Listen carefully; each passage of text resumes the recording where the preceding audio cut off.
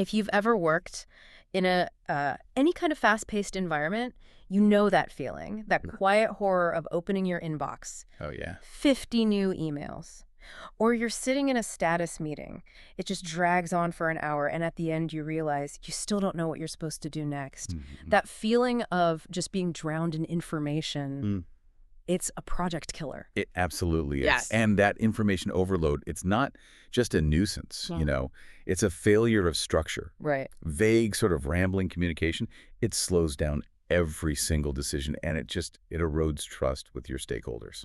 Today, we are deep diving into the actual blueprints. Okay. The repeatable frameworks that world-class organizations are using to cut through all that noise. So our mission today is to equip you with 3 specific tools. The first is this universal one, the Context Signal Ask Framework, or CSA. Then there's the short-form CRISP update. And finally, the really comprehensive narrative memo. We're going to show you how these frameworks basically guarantee that every message you send, whether it's a quick Slack message or a major proposal, delivers clear visibility. Right. And it speeds up decision-making. And it makes sure you answer those 3 core questions your audience is always asking. We're really focusing on moving beyond just reciting a list of activities. We want you to communicate the significance of those activities. And define the next step. Exactly. These structures turn communication from, I don't know, passive reporting thing into an active engine for progress. Okay, let's unpack this. We should start with the most foundational piece, right? The one you can basically drop into any format. The CSA. Context, signal, ask.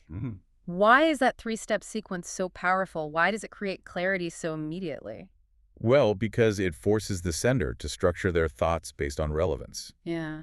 It kind of mimics how a leader or a stakeholder processes urgency. Ah, I see. You're providing the absolute minimum viable context you need, then immediately following up with the core takeaway, and then finishing with a clear directive. No one has to go fishing for the point. Okay, let's break down those 3 components then. What exactly are we defining as context? The context is just the concise setup. It answers one question. What is the background or the current situation? And the key thing is, this shouldn't be long. Just a single sentence. Single sentence setting the stage so the reader knows why this message is relevant to them right now. Got it. It's the why I am talking to you now. Okay, then we move to the signal. The signal is the meaningful update, and this part has to be factual. It has to be data supported. It's the core insight, the change, the progress, the critical issue. So if your signal isn't backed by numbers or dates... You're just providing narrative fluff, yeah. It Yeah. needs to be measurable. And finally, the reason we bothered sending the message in the first place, the ask. Absolutely. The ask is the entire point. It's the precise action you need from the audience, the decision you need them to make, or the resource you need them to give you. If you can't articulate a clear ask, you should probably rethink why you're even sending the communication. Okay, now I've seen people try to use this framework and fail, usually by confusing the components. What's the biggest pitfall you see? The most common failure is confusing context with signal. They'll write 3 paragraphs of context, thinking that is the update. Right. So a bad attempt might sound like this. Context. We started testing the checkout flow last week and had some issues, and the team worked late to fix dependencies.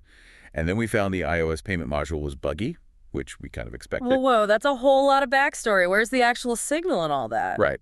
Proper CSA structure just filters all that out. It would be. Context. We are in Sprint 5 testing for the new checkout flow, targeting launch on Friday, Signal. We have passed 90% of test cases. However, a critical bug was found in the iOS payment module that affects 15% of transactions. Okay, direct, data-driven. And then the ask. We require approval to extend the fixed deadline to Monday morning, or we must revert to the old payment system. See the difference, you? That structured version gives you everything. The situation, the measurable impact, and the 2 clear choices in, under 15 seconds. That is powerful efficiency. That structure is really the DNA of effective communication. Yeah. So if CSA is the universal structure, let's see how it expands into a more standardized short-form tool. The CRISP update. The CRISP update. So this is the essential structured status report. This isn't for some major new proposal. This is purely for clear, repetitive visibility. We're talking weekly reports, daily stand-up summaries, project milestone checkpoints, that kind of thing. What are the benefits of standardizing a format like this? It saves a massive amount of meeting time. I believe it. By using this 4-part structure consistently, stakeholders know exactly where to look for the key messages. They can skip right to the next step and see who owns it. It forces alignment because it makes ambiguity almost impossible. So let's define the 4 required parts of a crisp update. We already know context and signal are foundational. Exactly. Yeah. So number 1 is context. A single fixed line that just reiterates the project's overall goal. This should pretty much never change week to week. Okay. Number 2 is the signal. The core update, the progress, the blocker, but always quantified with data. Data is what ensures objectivity. So we're never saying, oh, the marketing funnel is improving. Yeah. We're saying marketing funnel conversion rate increased from 4.5% to 5.1% this week. Precisely. Number 3 is the next step, and this is crucial for accountability. It requires the planned action, a completion date, and the responsible person. The owner. The owner. If you have multiple actions, you list them with individual owners. Accountability is so key. I mean, if a task isn't assigned to a person, it just won't get done. And what about that final optional section? That's the ask, optional. If this update needs an immediate input, a decision, or a resource approval, you use this section. If it's just informational, you leave it out. So a crisp update without an ask is a status report. And with an ask, it becomes a decision accelerator. Let's apply this to a real example. A big cross-functional project, say, a major website redesign that affects multiple teams. Okay, so context. Q4 website redesign to improve overall conversion rate by 20% against the baseline. That's the goal. All right, signal. Design phase is 90% complete. Our usability tests on the new layout show a positive, measurable increase of 12% in user navigation success, which exceeds our threshold of 10%. Great. Next step. Final feedback review of desktop mockups scheduled for Friday at 10 a.m. Owner, project manager Anna. Dev handoff package prep begins Monday. Owner, lead engineer Ben. And the ask. We require the Executive Steering Committee to approve the revised homepage layout by EOD Friday to maintain the development timeline. And notice how the data in the signal, that 12% success rate, it directly justifies the urgency of the ask. Approved by Friday. Exactly. You are presenting a logical, evidence-based case for action, not just, a list of tasks you did. That clarity is just fantastic for ongoing visibility. But here's where we need to shift gears a little. We've covered the quick routine stuff. What happens when that decision, that ask, is so high stakes that it requires convincing multiple departments, analyzing tons of data, and documenting the entire rationale for the future?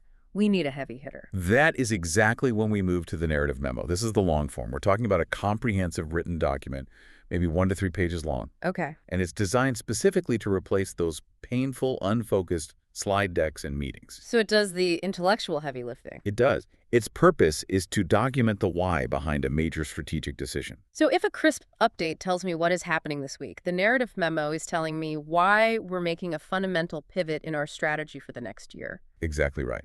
And because the stakes are so high, the structure has to be really rigorous. It forces you, the writer, to do all the difficult thinking and analysis before the reader even opens the document. I see.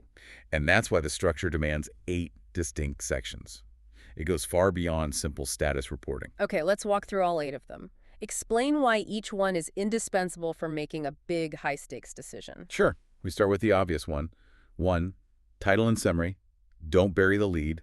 Just state your main idea, the key ask, and the overall goal right in the first paragraph. So an executive reading it knows immediately if they need to keep going or delegate it. Exactly. Then you expand on that.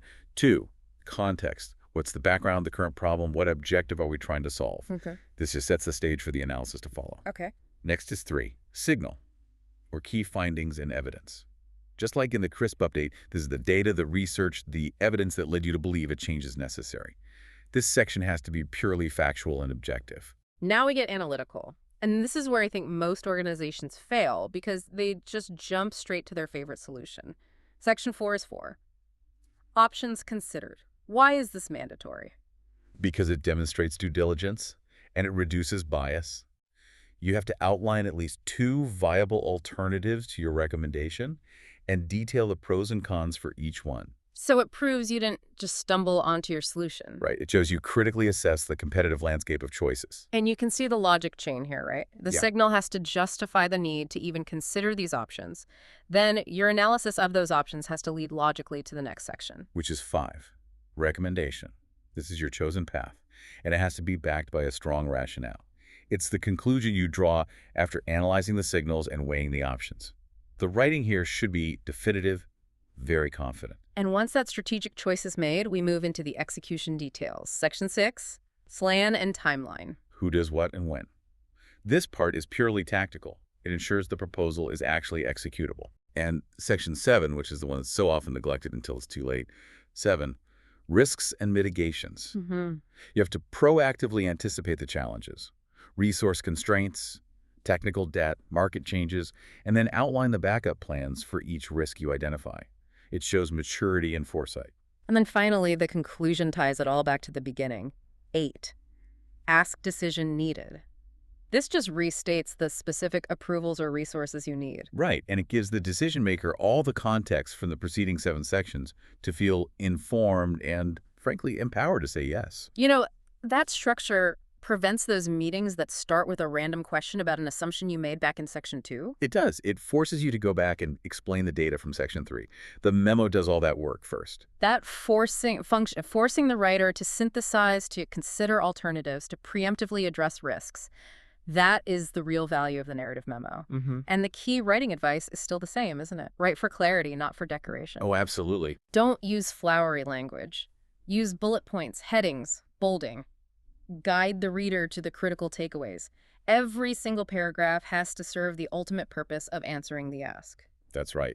The narrative memo is really the best format for delivering a truly impactful executive summary with robust, evidence-based recommendations. It shifts the audience's time from debating the structure and the facts to debating the implementation and the risks. Exactly. Okay, so let's zoom out a bit and synthesize these tools. We have the crisp update for that rapid, standardized project visibility. We have the narrative memo for detailed strategic decision-making.